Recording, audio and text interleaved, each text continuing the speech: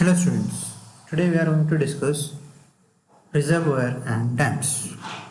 Contents in this video we are going to study is introduction, classification of reservoir, site selection for reservoirs and dams, zones of storage in a reservoir. So we'll start with the introduction. Dam is created as a barrier that stops or restricts the flow of water or underground streams.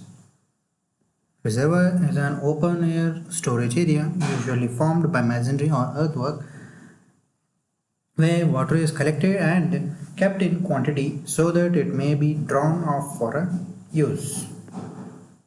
The various purpose of reservoir is storage and control of water for irrigation, storage and diversion of water for domestic use,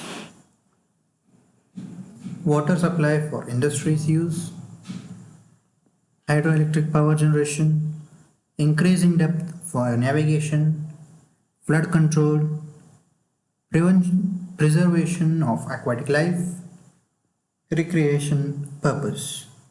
Next we'll go to the classification of reservoirs. Storage or conservation reservoirs constructed to store the water during excess flow in the river and released whenever required. So this is one type of a storage or conservation reservoir where it has three pools. One is inactive storage pool where we call it as the dead storage. Similarly, there is one more called conservative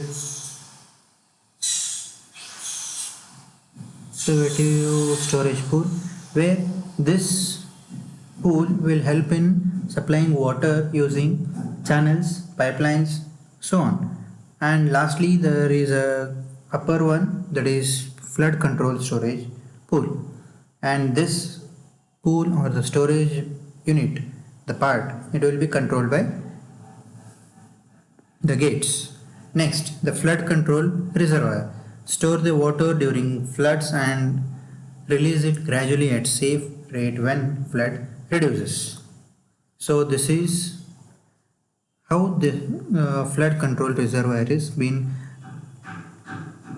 constructed and there will be operated. Next, distribution reservoir, small storage reservoir used for water supply in a city.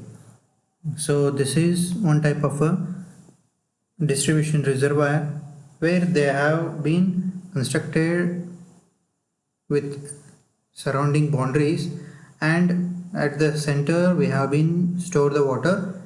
From one end we will be releasing the water, and that will go through the channels or the open cuts, and it will reach the treatment plant and it will be supplied to the city. And next we have multi-purpose reservoir constructed to serve various purposes combined, such as irrigation, flood control, water supply for domestic, industry supply and power generation. So this is one type of multi-purpose reservoir. If I need to give you some examples, it will be like Krishna River project, Koyna Dam project, the KRS, the Krishna Rajendra Sagar project. All these are multi-purpose reservoirs. Next we'll go to the site selection for reservoir and dams. First, the quantity of leakage through the site shall be minimum. The foundation at the dam site should be sound enough and watertight. The valley section shall be narrow to have shortened length of dam. The evaporation its loss shall be less and weed growth is also less. Site should be exclude tributaries which carry high percentage of silts. The site shall not contain any objectionable mineral and salts. The materials of construction for dam shall be available near to the dam site. And you have been studied materials of construction, and you might be knowing which are available near the site and which are far away from the sites. Next, we'll go to understand what are the zones of storage in a reservoir. The normal pool level, as I have been shown you the diagram, so keep in mind and go through this. The maximum level up to which water rises during ordinary operation. It corresponds to the level of spillway crest. It is also called a full tank level or full reservoir level, and these you will be understanding when you come to the extensive survey camp. Next, there is a maximum pool level. The maximum water level during design flood up to the level of spillway gate. It is also known as maximum water level. Next, we have minimum pool level. Lowest water level up to which the water is drawn from the reservoir under ordinary operating conditions. Next, we have useful storage. Volume of water stored between the normal pool level and minimum pool level is called as useful storage. It is also known as live storage. This water is used for various purposes. Next, we have surcharge storage. Volume of water stored between normal pool level and maximum water level is surcharge storage, and it is uncontrolled. Next, we have depth storage. It is similar to the minimum pool level or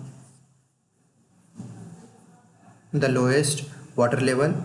Volume of water stored below minimum pool level is depth storage.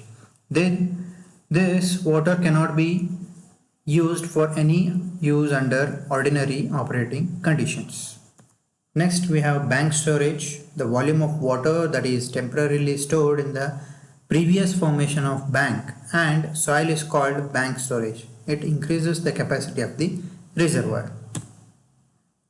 Next, we have the valley storage. The volume of water held by the natural stream channel is known as valley storage.